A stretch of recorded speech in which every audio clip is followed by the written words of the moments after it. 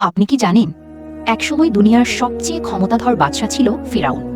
তার অহংকার এতটাই বেড়ে গিয়েছিল, সে নিজেকেই সবার বড় রব বলে দাবি করত। নিরুপায় মানুষ ভয়ে তার কথা মেনে নিতে বাধ্য হতো। ঠিক সেই সময় মহান আল্লাহ পাঠালেন তার নবী মুসা আলাইহিস সালামকে।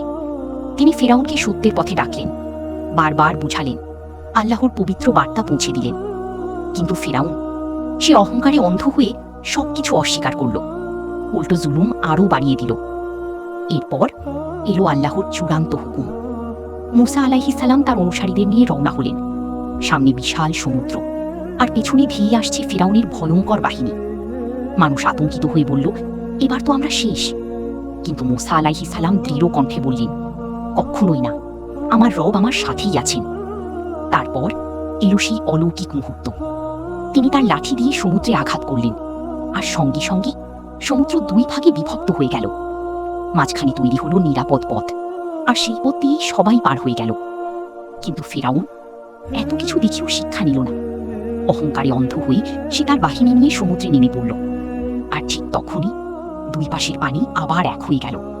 ফিরাউনের সমস্ত দম্ভ, অহংকার সেই সাগরের পানিতেই চিরতরে ডুবে গেল। শিক্ষা একটাই, অহংকারের শেষ পরিণতি ধ্বংস।